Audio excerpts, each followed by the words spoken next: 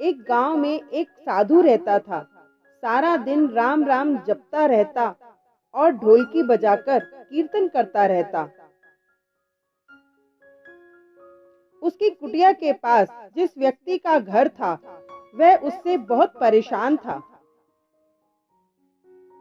एक दिन वह व्यक्ति गुस्से में उस साधु की कुटिया में चला गया और कहने लगा कि तुम क्या दिन रात राम राम रटते रहते हो? तुम्हें तो कोई काम धंधा नहीं है, हमें तो कमाने जाना पड़ता है। तुम्हारी ढोलकी की आवाज से मैं सो नहीं पाता। साधु कहने लगा, तुम भी मेरे साथ राम राम जप के देखो, तब तुम्हें पता चलेगा कितना आनंद आता है। उस व्यक्ति ने थोड़ा खींच कर कहा, अगर मैं तुम्हारे साथ राम राम जपता हूँ तो क्या तुम्हारा राम मुझे खाने के लिए रोटी देगा? साधु कहने लगा कि मुझे तो राम नाम की लगन लगी है। मुझे तो राम जी की कृपा से हर रोज भोजन मिल ही जाता है। तुम भी राम राम जप के देख लो, मुझे भरोसा है भगवान तुझे खाने को जरूर देगा। वह आदमी उस साधु को चुनौती देता है कि मैं तुम्हारे साथ आज राम राम का भजन करता हूँ। अगर तुम्हारे राम ने आज मुझे रोटी खिला दी, सारी उम्र राम की भक्ति में लगा दूंगा। अगर नहीं खिलाई तो तुम ढोलकी बजाना बंद कर दोगे।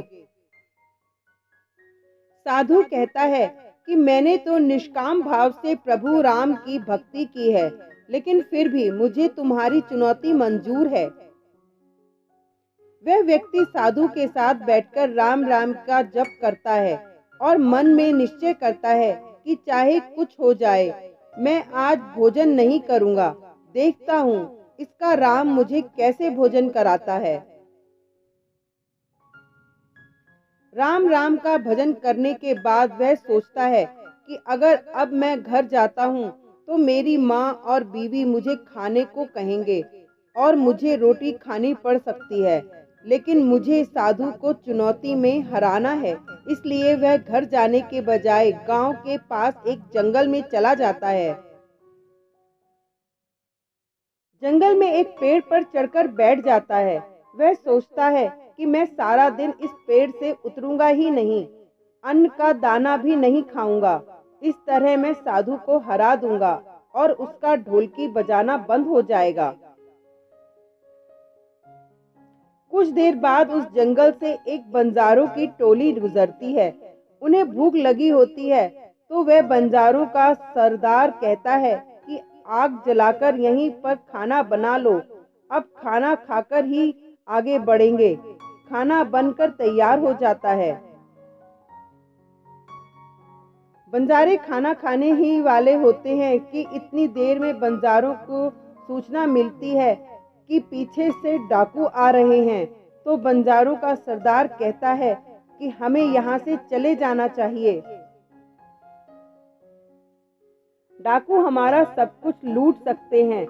वे बंजारे खाना वहीं पर छोड़कर चले जाते हैं। वह आदमी पेड़ पर चढ़ा सब कुछ देख रहा था।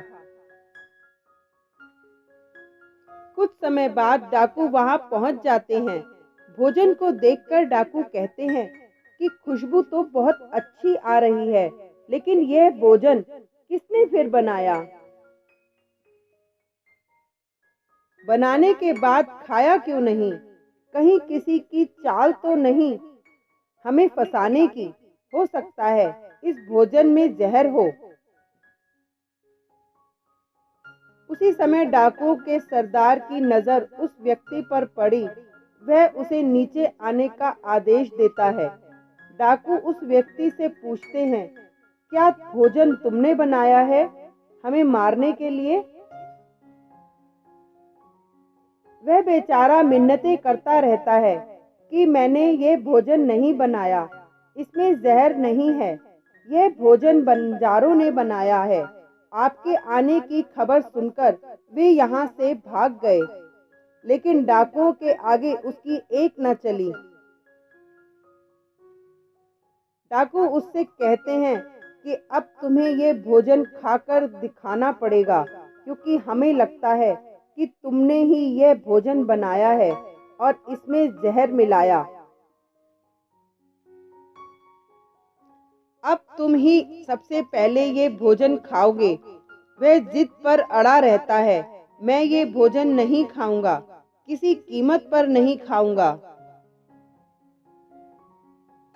डाकुओं का शक और गहरा हो जाता है।